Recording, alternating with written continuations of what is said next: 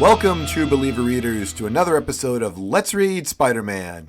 And here's a guy who's been podcasting with me for 6 months in a row. My patient friend, Eddie. How are you today, Eddie? I'm thrilled to be here. 6 months is quite a milestone. I remember when I was like, James B., I want to be on your podcast. Yeah, it's been quite a run. Hey, you know, we've done 61 episodes in 6 months. We are averaging 2 a week. And it's reflected on FeedSpot, who has recently named us. Hope you're seated, Eddie.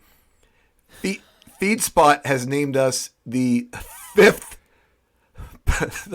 best Spider-Man specific podcast James you can B. listen to on Tuesdays. Get out, the fans called me down. Too exciting. Too much excitement, James B. Yeah, fifth is good. It's good. We're in good company. I all the podcasts above us are well deserving, so I'm fine with that. All right. So, hey, let's do the show. No more patting ourselves on the back here. Eddie, we're going to do today Amazing Spider-Man 94-95, and after that, since it's our special 6-month anniversary, we're going to do something we haven't done before. We're going to do our first What If issue, and we'll explain what that is when it happens. But without further ado, why don't you take us into issue 94? All right. On Wings of Death, Peter is still torn up about Gwen leaving to live in London. We get a complete recap of Spider-Man's origin story while the milksop walks the streets. He has a rude exchange with Betty, and we return to his origin story. Across town, we see the Beetle breaking into random mom and pop stores. Eventually, the Beetle finds the one he wants adjacent to a bank vault and takes Aunt May hostage during the robbery. It's public knowledge that the Beetle is on the loose in Aunt May's neighborhood, and she leaves her house to go get some milk for Peter. Is this okay, James B? Well, one thing I want to mention is you said in your description that while the milksop walks the streets. Do you know what milksop means? I don't, actually. I forgot to look it up. Can you enlighten me? Yeah, it has to do with courage. Someone who lacks courage. Oh. So, I'm not sure if... Cowardly lion, huh? But since we're talking about milk... Yes, a cowardly lion. Since we're talking about milk... you know, there's a scene in this book that shows a map of where the Beetle's been breaking into lately. Okay. I'm going to turn my pages, which makes great podcasting. It's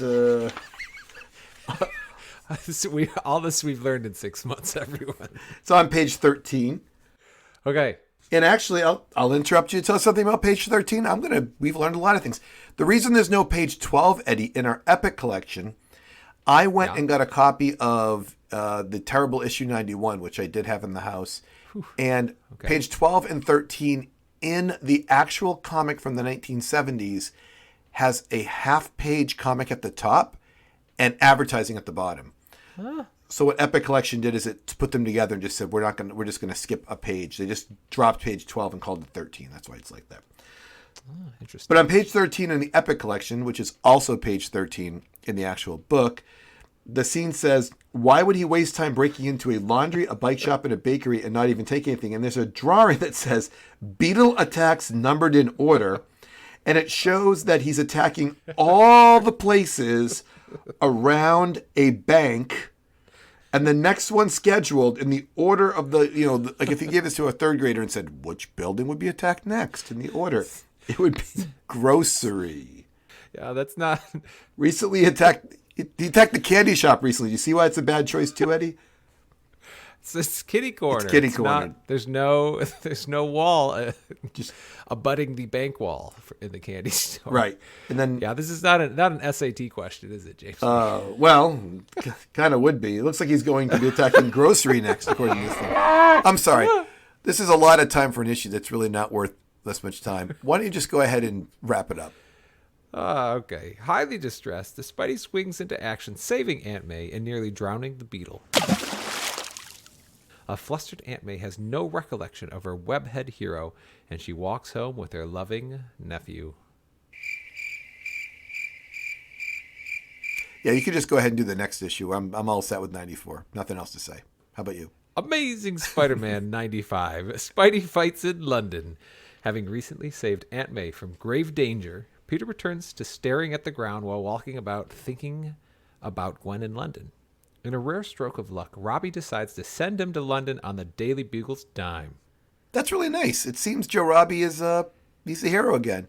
Eddie, can you think of any other times Joe Robbie was sort of a hero to Peter Parker or Spider-Man? I looked this up because he's starting to be, well, I think he definitely is Spider-Man / Peter Parker's number one helper in any and all situations. If you recall, Peter got a real payday when J. Jonah was in the hospital from Joe Robbie, which I thought was fantastic. And then Joe Robbie runs an article to lure the chameleon into a bankers meeting so that Spidey can catch the chameleon, which, thank you, Joe Robbie. Super helpful. Still got audio proof that when Joe Robbie first appears and I'm telling you, hey, this is Joe Robbie, and you're like, whatever. Whatever. That was a long time ago. Very excited that I could capture that all in audio. I can't wait to hear it again sometime, JSB. Well, Peter gets on the plane and meets his son and his diplomat father. While landing in London, it is discovered that the plane contains a terrorist bomb, and relying on the ill-informed terrorists, he managed to save the day. The terrorists take the father and son hostage and escape after Spidey tags the car with a tracker. This is kind of a political scene, actually, for this time. How is it a political scene, you think? So I was like, terrorist London bomb, like this seems a little out of place for me. But then I thought about it, like at this time, the Irish Republican Army has kind of broken away from Ireland, the normal provisional army, and tensions are really high with a lot of bombings from the IRA in Ireland. So this is like a very real situation. I suspect these terrorists are Irish IRA members, making a political statement. It seemed a little odd and far-fetched. I wouldn't say it actually was. There were a lot of bombings in London around this era. Do you think that Stan Lee is saying, hey, I'm going to put him in London just to bring this attention to what's going on out there? Or do you think, because he's got no other reason to go to London, does he? It's an interesting thought, particularly since he gave so much credence to the Nixon-ish bullet from previous episodes and his racism towards Joe Robbie. It's possible. Stanley's a pretty hip guy. The only thing I got to say is his Englishman talking is not so hot in this issue. All right. Well, go ahead and... Is this over yet? Is there anything else that happens? Not quite.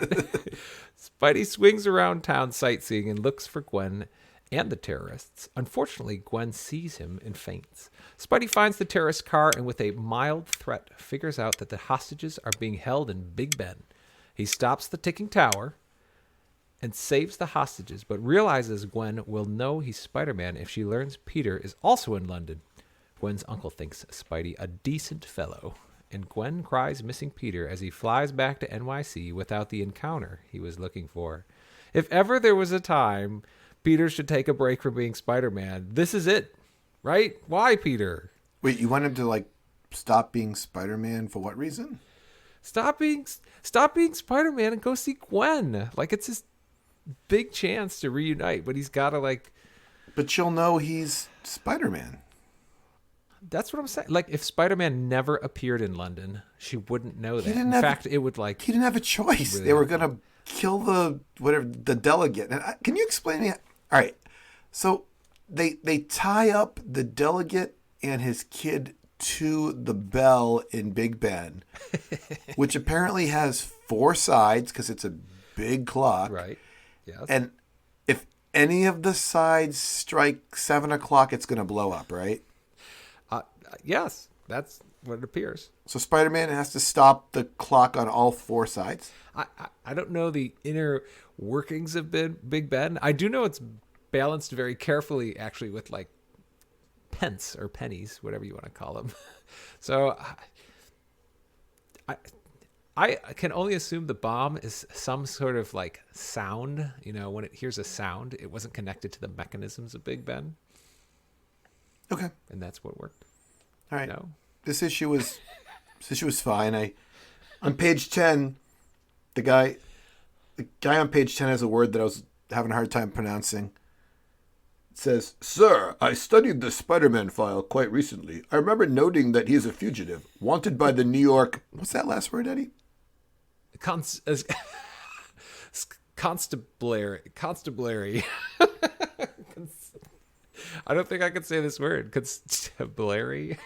I know it means like the police station. Yeah, it's similar to the word constables, but he's constabulary. By the New York Constabulary. I think that, yeah, you did a better job. You did a better job than me. Well, it's really your area of expertise. I got lucky that one. That hung me up the whole time. Hey, we just did these 2 books, and we're having a little bit of fun here because they're not the best issues. I mean, they're better than issue 91. But what really happened in these 2 books, Eddie? Let's do like a quick summary, and then we can jump on to something different.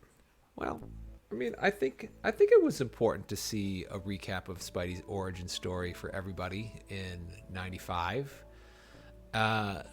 We didn't really get much else out of that other than Peter gets nervous about Aunt May. And Aunt May goes out to get milk in the middle of incredibly daring. Crime. It's milk. It's important to get your milk. I mean, it's, it should be framed as she's super worried about Peter, but come on, Aunt May. And then in 95, it attempts to move the Peter-Gwen story forward, but we don't get any forward movement. They just stay where they are. Right. There's nothing but the fact that he goes to London. Yeah. I mean, it is another great time to see Joe Robbie be super helpful, which he has been super helpful. Hey, our podcast is international. Our guests are international, so it's time for Spider-Man to go international too, right? There we go. So, hey, let's do a sponsor, then we can come back and do something we haven't done before. Great. I'm ready. All right, Eddie. Today's sponsor for Let's Read Spider-Man podcast is milk. Milk is good for growing boys. Eddie, there's no bad time to get milk. Don't be stopped by a snowstorm if you need milk, or a hurricane, if there's criminals at large in your neighborhood, an earthquake, forest fires, American delegates being kidnapped by gangsters. A real fan of milk could get some anytime. Hey, look, even if Doc Ock was knocking down a chimney in front of him, nothing should stop you from getting milk. Look, if a 69-year-old lady can get milk anytime she wants, because she's not afraid, you need to get some courage. Don't be a milksop. Get out there and buy more milk. Eddie, is there any reason you can think of that would stop you from buying milk? James B., you nailed it today. This milk, and being a Michigander again, is at every meal, I would say, in Michigan. So there's just nothing bad I have to say about our sponsor Milk today. I'm thrilled that we have the sponsor. Yeah, you would go out anytime to get milk. If there's danger, you're like, for milk, I don't care. I many times it's a staple of my household. So great. Even in a dangerous situation, I might run the risk. Well, it's a nice surprise that you agree with the sponsor. It's sort of like the backwards, bizarro, alternate reality world. And speaking of the backwards, bizarro, alternate reality worlds, Eddie, I know you don't have. Actually, do you have Disney Plus? You do, right? I did for a while. My in-laws have it, so we'll go watch it there. Okay. So Disney Plus has an animated series called What If? And that is based on the comic of the same title, which I think originated, it was in the 70s. I'm thinking probably 76, 77. I know the first issue happened to be What If Spider-Man had joined the Fantastic Four, which is a retelling of Amazing Spider-Man 1, which we covered back in our second podcast. So today I chose one of those, and the one I chose was What If Volume 1, Issue 7. And it is a 3-part book written in February of 1978 It's by Don Glut, who I do not know, drawn by Rick Hoberg, if I'm saying it correctly. Also, I don't know, but it's under the editorial of Roy Thomas, who's sort of a more well-known editor in the Marvel Times. I'm sure he did something really amazing, and someone like Travis Bow could tell me what his impact was to Marvel. But to me, he was the guy who was the editor during this comic. And this comic is called What If Someone Besides Spider-Man Had Been Bitten by the Radioactive Spider? And if you allow me, I have 3 different stories with 3 different people that got bitten, and we can talk about it. Are you ready to All right. sit back and listen and chime in? Yeah, very appropriate since we just got Spidey's origin story recently. Yeah, take it away, James B. All right. Flash decides to attend the science exhibit, and he is bitten by the spider. So Peter sees the radioactive spider. He takes it along, hoping to study it for science, which will happen in all these stories, by the way. Similar to the original story, when a car almost hits Peter, Peter jumps on the side of a building, but this time Flash is with some young ladies. He pushes them aside, and then he shoves the car. He gives the excuse to the girls that he's normally strong anyway, and adrenaline can make him stronger. Did you have any thoughts about Flash pushing the car and threatening the driver? Very Flash-like. Yeah, I can see. It's kind of a dumb scene, but yes, very Flash-like. All right, well, Flash then sees the Crusher Hogan $100 offer, decides to get involved in this. Accidentally, though, he kills Crusher Hogan. Fleeing from the police, he decides he'll make up for his, accidental murder or his accidental manslaughter by being a hero like he was on the gridiron. He finds a costume, and Captain Spider is born. Eddie, it was quite a shock to me, having never read this, that Crusher Hogan dies. And then immediately Flash's decision is, I'll become a superhero. What did you think? Yeah, considering how few people die in Spider-Man in general, this is quite shocking. And it also reveals how much Spider-Man pulls his punches when he fights anybody. Because, Crusher Hogan is a big, very powerful person, I would suspect, equivalent to Kingpin, or close at least. And he kills Crusher Hogan fairly easily, in my opinion. It's a dark twist for Spider-Man, but fascinating nonetheless. Well, it ends with Flash defeating a series of the same early villains that Peter had faced as Spider-Man. He fights the Chameleon and the Tinkerer. They're sort of like montaging some people. But then he fights the Vulture. And while he's fighting him, he falls, but he has no web devices to save him. So he dies. And Peter Parker finds his broken body. And the issue just sort of ends there. So overall, what did you think of Flash Thompson as Captain Spider? I've said it before. Peter Parker's greatest, I should say Spider-Man and Peter Parker's greatest strength is the incredible mind that Peter has. Without that mind, Flash wasn't able to make web shooters, and that kind of alludes to why he died in this situation. I think they could have killed Flash in a much more hot-headed, ding-dong way. Like where the Vulture might have flared him up and got him to fall into a trap. Would have been more appropriate for me. He's just, we got to remember, Flash is he's not particularly bright, and he's a hothead too. Hey, that's Peter is kind of that's Flash Thompson, war hero, and Spider-Man's #1 fan you're talking about. It's true. There's a second story. This time it focuses on Betty Brant. She's present at the demonstration, and one surprise, is bitten by the spider. Peter discovers a spider and takes it into his possession. As Peter and Betty form a relationship in the story, we learn that Betty doesn't like working for J. Jonah Jameson, and she has little money. After accidentally smashing a table, they both realize she has her spider powers, and Peter aids her in becoming a heroine, designing a costume and building her web shooters. The two decide to be careful not to kill anyone, while also hoping to take photos to earn some cash. This is a very different start than the previous story. It certainly is. There's a lot different from the Flash one and the one we'll see kind of after this. I like Betty becoming Spider-Man. I think she's a great character to see in this situation. It's really irritating how Peter's kind of her handler.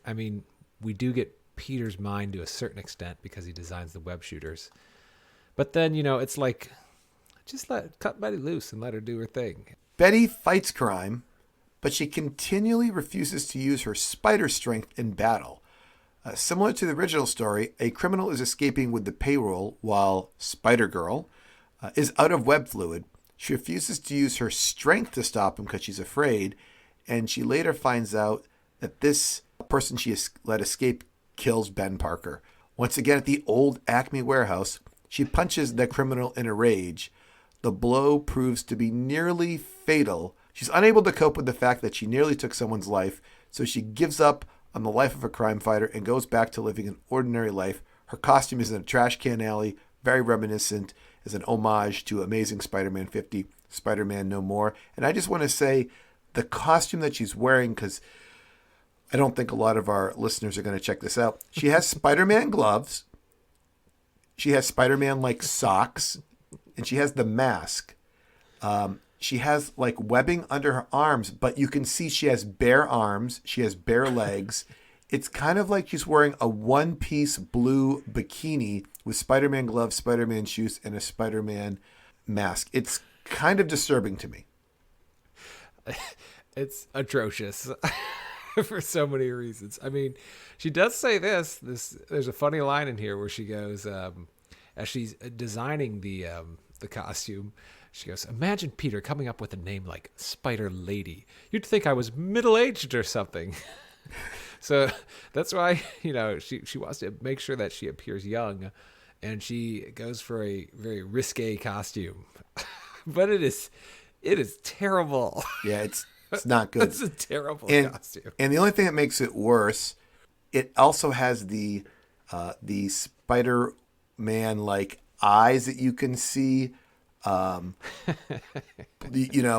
she like is looking and she is shocked that she can see the face of the person, like her eyes pop through her mask, which is pretty awful.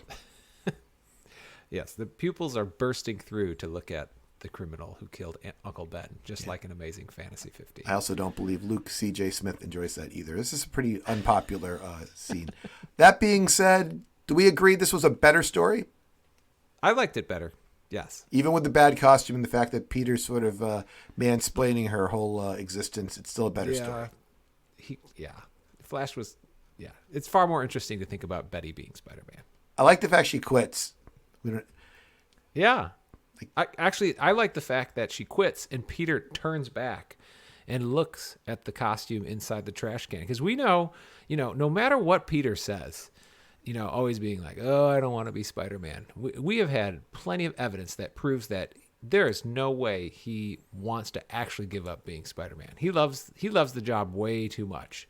So that turning back to look at the costume in the garbage can kind of reiterated Peter's love of being Spider-Man, no matter how much drama it costs him. So, well, let me do one more and then we'll talk about that. Sounds good. The last one is our friend Steve's favorite supporting character. John Jameson is bitten by the radioactive spider, as was the case in the previous two stories. Peter John obtains the spider again. John's father, J. Jonah Jameson, learns of his son's new powers and immediately starts to endorse him in this paper and encourages him to be a crime fighter. The big change in the story is clearly that J. Jonah Jameson is fully supportive of his son and ultimately of all superheroes. John agrees with his dad, dons a costume, and gets a jetpack because he's got that connection to the whole, Air Force and NASA and all that stuff. Like Flash Thompson, he does not develop web shooters. And when the runaway space capsule, which in our universe was the one containing him back in the early issues, falls to Earth, he relies solely on his jetpack to slow its descent instead of science. Unfortunately, the pack is not strong enough to slow the capsule's fall, and he's crushed beneath it. J. Jonah Jameson honors his son with a statue. Eddie. Well, it's an interesting character to look at. And unfortunately for me, like Captain America is not my favorite, and John Jameson is kind of like the Captain America Spider-Man. So the idea here is not as interesting for me as it certainly is Betty. What you got anything to say about it, James B? What if J. Jonah Jameson supported Spider-Man? Could have just been what this issue was trying to tell you. So actually, I was going to say that too. He's much more altruistic. I mean, he's the one that says, "Go save the kid in the capsule." to his son, because not only is he super supportive of superheroes, but J. Jonah has a much more empathetic view of the world, I guess we could say. You know, he's sending John out to go do things and supporting him too, to do those things. And at the end of the 3 stories, it is explained to the reader that no matter who was bitten by the spider, Peter Parker uses the spider that he picked up's remaining venom to develop a serum that grants him the Spider-Man powers. He sort of becomes Spider-Man anyway. Cosmically fated. So that's how this ends. That's how we're going to end today as well. Eddie, how can people find us? You can find us by emailing us at letsreadspiderman@gmail.com. Or you can message or look for us at Let's Read Spidey on Twitter.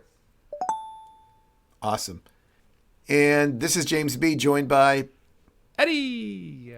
And remember, listeners, if you want to start a podcast about anything, whether it's reading Spider-Man or something that you enjoy, go ahead and do it.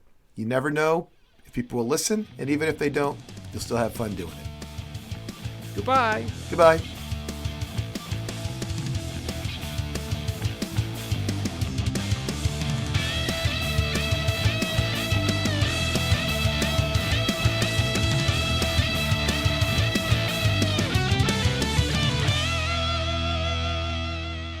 I like in the John Jameson that J. Jonah keeps calling Peter Parker the wrong name.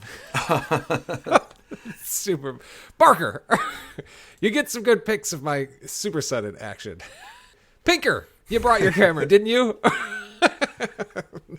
Mr. Packer, or whatever your name is. He calls them Packer and Parker in back-to-back lines. So. Yeah, I like that part.